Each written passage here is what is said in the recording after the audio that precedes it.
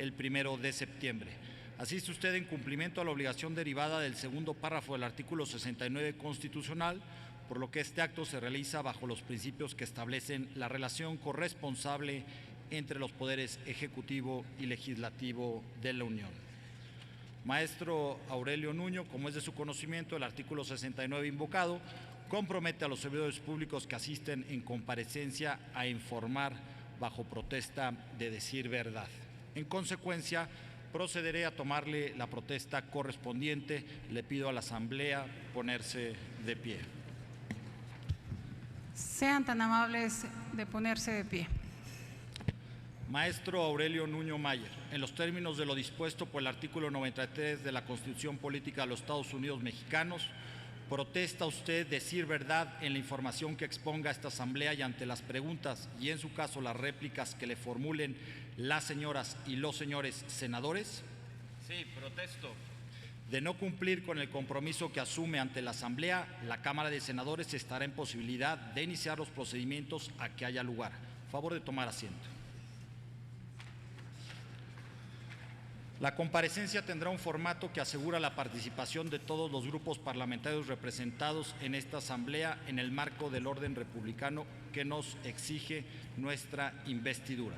Daremos inicio con una intervención del maestro Aurelio Nuño Mayer, secretario de Educación Pública, hasta por un tiempo de 20 minutos. Como ustedes saben, en este formato que se autorizó hace unos momentos, los señores senadores que así lo deseen podrán intervenir desde su escaño y también el señor secretario podrá contestar desde el lugar que se le ha asignado, si así lo desea, o desde la tribuna como él desee hacerlo. Tiene el uso de la palabra, señor secretario.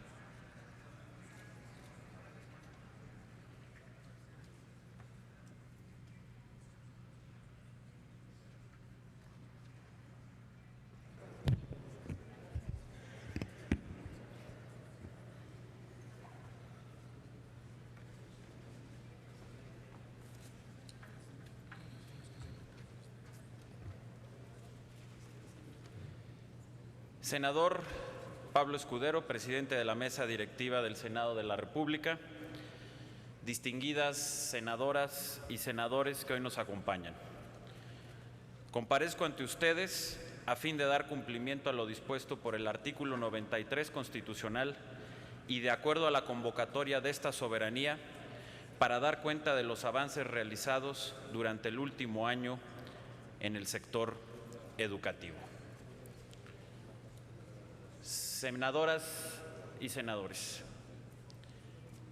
el pasado lunes 3 de octubre, la Secretaría de Educación Pública cumplió 95 años de haberse fundado.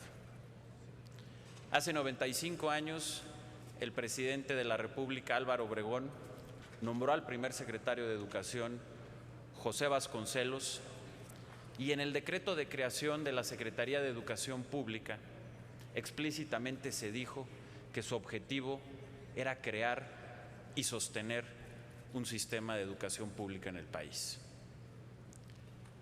En aquel entonces, aquello parecía como una gran empresa, parecía en muchos aspectos casi una utopía.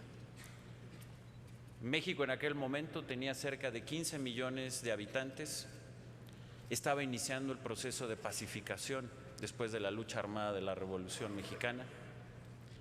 Únicamente el 30% de los niños tenía acceso a la educación y el resto de los niveles educativos era prácticamente inexistente. Casi el 80% de la población era analfabeta y prácticamente no había maestros en el país. Y así, con esa visión y con ese sueño, el primer presidente que crea la CEP Obregón y su primer secretario, José Vasconcelos, repito, inician lo que pareció una utopía. Aquel sueño de que en cada rincón del país hubiera un maestro y una escuela parecía casi inalcanzable. Y a 95 años de distancia tenemos que decir que ese sueño, lo que en ese momento pareció una utopía, en gran medida se ha conseguido.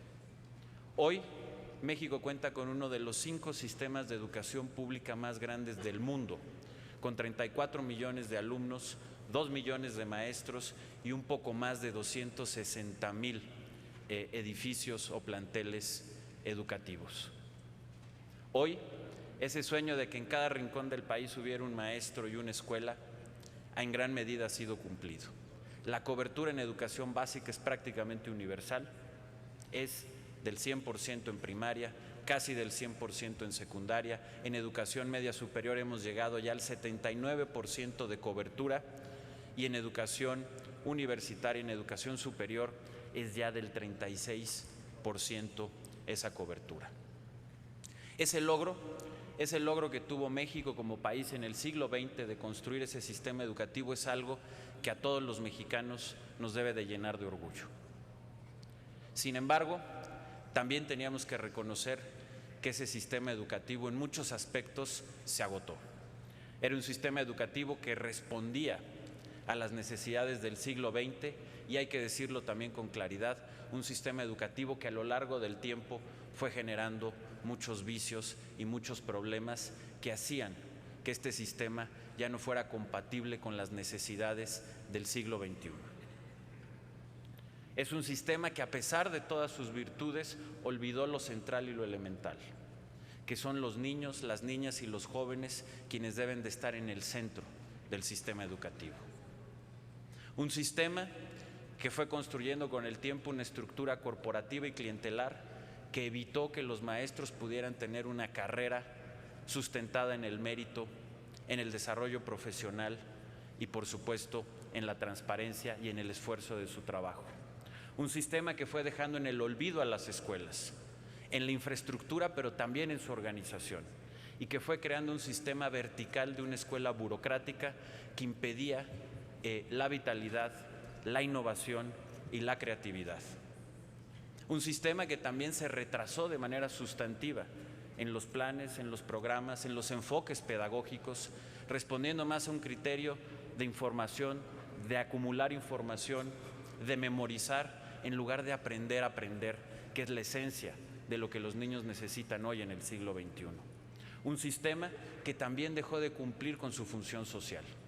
En lugar de romper de manera estructural con la desigualdad, este sistema la empezó a perpetuar. Y precisamente por ello, por todos estos motivos, en pleno siglo XXI era absolutamente necesario y esencial hacer una transformación y hacer una reforma educativa. Una reforma educativa de la cual la gran mayoría de las senadoras y de los senadores de ustedes fueron parte central, por lo cual los felicito por ese esfuerzo y esa determinación por poner las bases y reconstruir el sistema educativo que necesitamos en el siglo XX. Hoy, la tarea que tenemos desde el Ejecutivo, la misión que me ha encargado el presidente de la República, es llevar del papel a la práctica esta gran transformación y esta reforma educativa. El primer paso, el paso central de esta transformación es recuperar lo elemental, que sean las niñas, los niños y los jóvenes quienes estén en el centro del sistema educativo. Y por ello hubo un cambio fundamental al artículo 3 de la Constitución, otorgando el derecho a una educación de calidad como el derecho superior en materia educativa, como así lo ha reconocido la Suprema Corte de Justicia de la Nación. Y a partir de ello hemos emprendido una transformación del sistema educativo sustentado en 6 grandes ejes. El primero, la recuperación de la Rectoría del Estado en materia educativa. El segundo, rescatar a las escuelas del abandono. El tercero, la formación profesional docente sustentada en el mérito para todas las maestras y los maestros del país. El cuarto, la renovación de la pedagogía y de los contenidos educativos. El quinto, regresar a tener un sistema incluyente y con equidad y finalmente ir construyendo una nueva gobernanza educativa. La recuperación de la Rectoría del Estado en materia educativa es un proceso difícil y complejo, que enfrenta muchísimas resistencias, porque estamos transformando un sistema corporativo y clientelar para sustituirlo por un nuevo sistema basado en derechos y obligaciones claras, teniendo como centro el mérito y la transparencia. Y sin duda es un cambio complejo. Ahí están las resistencias, pero que serán sorteadas con claridad, con firmeza y también con apertura y, por supuesto, con diálogo. El rescate de las escuelas empieza por su infraestructura. Hoy, gracias a uno de los instrumentos que nos dio la reforma educativa, que fue el censo educativo, por primera vez en la historia del país sabemos con plena objetividad cuántos maestros hay, cuántas escuelas hay y qué necesidades tienen esas escuelas. Y por eso por primera vez se pudo plantear un programa global para poder mejorar y renovar la infraestructura educativa del país. Y por ello se creó el programa de Escuelas al 100. En lo que va de este año se han invertido ya 13,000 millones de pesos y se han arreglado o están en curso de arreglarse casi 9,000 escuelas en todo el país. Y la meta al término del sexenio es que se puedan haber invertido 50,000 millones de pesos, es decir, 3,000 millones de dólares adicionales al presupuesto de infraestructura para arreglar a 33,000 escuelas. Pero el rescate de las escuelas no está solo en la infraestructura, está también en su organización. Está en poner a la escuela en el centro del sistema educativo para quitarle carga burocrática a los maestros, para darles el acompañamiento pedagógico que requieren y que merecen, para darles mayor autonomía de gestión. En una frase, para ir acabando con la escuela vertical y burocrática del antiguo sistema y crear una nueva escuela abierta, democrática, en la que los niños aprendan a razonar y en donde sean además muy felices. La transformación para la profesionalización docente está anclada en 3 grandes ejes. Un fortalecimiento de la educación inicial, sí, un fortalecimiento de las escuelas normales del país como eje de la formación de los maestros, pero también ahora incluyendo a las universidades como formadores de futuros maestros. De esta manera, entre escuelas normales fortalecidas y la introducción de las universidades en la formación de maestros, vamos a poder tener una formación de nuevos maestros mucho más sólida y acorde con las necesidades del siglo XXI. Sí, también la profesionalización de los maestros pasa por evaluaciones que nos permitan saber qué es lo que están haciendo bien, pero también dónde están las áreas de mejora de los maestros. Evaluaciones pertinentes que nos permitan medir de manera global los conocimientos, los desempeños en el aula de los maestros y que a partir de esta información, lo más importante, podamos crear programas de formación continua, pertinentes, acorde con las necesidades del maestro, de su realidad y de su aula, para que puedan tener un proceso de profesionalización y de mejora continua. Desde que iniciaron los procesos de evaluación en el país, se han evaluado, tanto por desempeño, por ingreso o por promoción al cargo, 770,000 maestros en todo el país. Respecto al cuarto eje, que tiene que ver con la renovación del enfoque pedagógico y de los planes de estudio, hemos presentado hace unos meses la propuesta del nuevo modelo educativo, que es la propuesta pedagógica de la reforma educativa, en muchos aspectos el corazón de la reforma educativa. El centro de lo que estamos proponiendo es renovar la pedagogía para que los niños, en lugar de acumular información y de memorizar, aprendan a aprender. Que los niños se apropien del proceso de razonamiento, porque cuando los niños viven y entienden el proceso de razonar, nunca lo olvidan. Lo que estamos buscando es educar para la libertad y educar para la creatividad. Como lo decía hace un momento, romper con la escuela vertical y burocrática para sustituirlo por una abierta, democrática, en donde se aprenda a aprender y en donde los niños sean felices.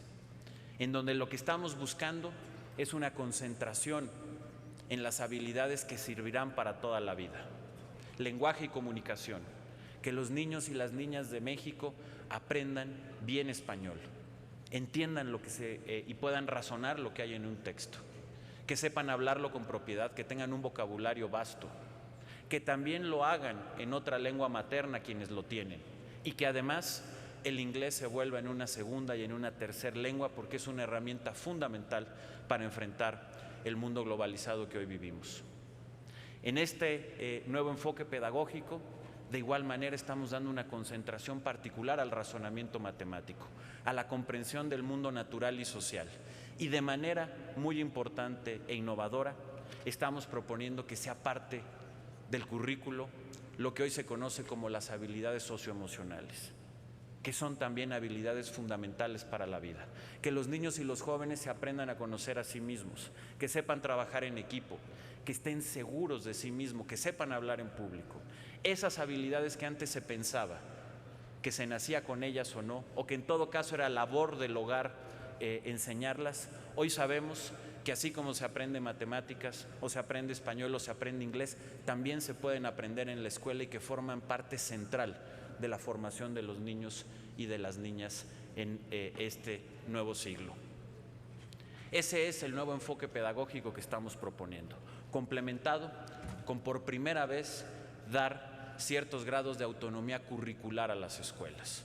Estamos proponiendo que este nuevo currículo sea 85% de observancia nacional obligatorio y el 15% restante del tiempo lo puedan elegir las escuelas de acuerdo a sus necesidades, de acuerdo a su realidad y de acuerdo a sus intereses. Una vez más, fomentando una escuela vibrante, una escuela innovadora, una escuela participativa en la que se le da la confianza a los maestros, a los padres de familia y a la comunidad educativa. En cuanto a ir construyendo un sistema educativo mucho más incluyente y equitativo, hemos trabajado de manera muy importante en incrementar la cobertura en la educación media superior. Cuando inició esta administración, la administración del presidente Enrique Peña Nieto, la cobertura de educación media superior era de 68%. Hoy es de 79%. La meta sexenal es de 80% y en 2018 estaremos por encima de la meta sexenal de 80%. Y esta es una acción de equidad, porque los jóvenes que hoy están accediendo a la educación media superior son jóvenes de los deciles de menores ingresos, es decir, de las familias con mayores carencias. Lo mismo está sucediendo en la educación superior, que cuando inició esta administración la cobertura de 30%, hoy estamos en 36% de cobertura, incorporando a jóvenes de familias de escasos recursos a la educación superior. Muchos de ellos, como es el caso de los institutos tecnológicos y las universidades tecnológicas y politécnicas, en donde el 80% de estos jóvenes, 900,000 jóvenes en todo el país, son los primeros en su familia en estar en la educación superior.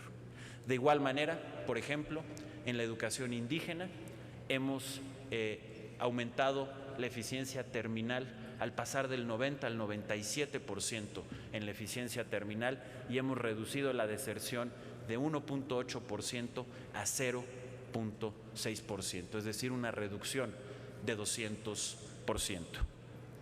Y por último, el sexto eje, la construcción de una nueva gobernanza educativa. Parte, sin lugar a dudas, de reconocer que hoy el sistema educativo es mucho más complejo y que hoy hay un gran número de actores que son muy importantes para que el sistema educativo tenga una gobernanza adecuada. Sin lugar a dudas, y en primer lugar, el Sindicato Nacional de Trabajadores de la Educación, con quienes hemos creado una nueva relación con claridad de lo que cada quien le toca hacer, pero al mismo tiempo una relación de respeto para caminar juntos, respetando las funciones que cada uno tiene. Una nueva relación con el Instituto Nacional para la Evaluación de la Educación, que es un organismo constitucional autónomo, máxima autoridad en materia evaluativa, con quien tenemos que construir hoy una nueva relación. Hacerlo así también con la sociedad civil, que hoy juega un papel fundamental también en los procesos de la educación de nuestro país. Y por ello, por ejemplo, en la presentación del nuevo modelo educativo, de esta propuesta pedagógica de la reforma educativa, hemos iniciado y hemos tenido un conjunto de foros para conocer las opiniones de diversos grupos muy variados y distintos sobre lo que estamos proponiendo para poderlo enriquecer. Hemos tenido más de 15 foros nacionales, incluyendo la participación de gobernadores, el haber estado con ustedes en las comisiones de educación del Senado y de la Cámara de Diputados, de igual manera con expertos, con pedagogos, con directores de escuelas normales, con rectores de universidades, en fin, por supuesto llevando el modelo a las escuelas, una consulta como nunca antes se había hecho como parte de esta nueva visión de una nueva gobernanza inclusiva en el sistema educativo.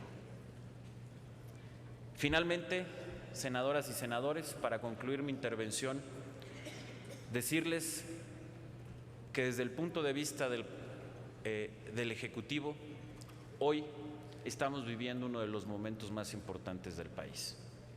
Son pocas las oportunidades que tiene un país y que hoy tenemos como generación de hacer uno de los cambios más importantes y sustantivos.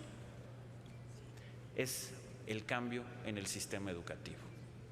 Hoy tenemos la oportunidad, gracias a la reforma que ustedes aprobaron, hoy tenemos la oportunidad de sentar las bases de un proyecto educativo profundo, coherente, justo, que le dé viabilidad a México en el siglo XXI, que le permita a los niños, a las niñas, a los jóvenes tener los conocimientos, las habilidades y las herramientas para ser exitosos en el siglo XXI, para poder competir de tú a tú con quien sea, donde sea y como sea, para que además podamos construir un país con una buena educación que lo haga más próspero, más libre, más justo y algo fundamental, que a través de esa educación de calidad los niños y los jóvenes de hoy puedan ser también más felices. Estoy el día de hoy a sus órdenes para contestar todas sus preguntas. Muchas gracias.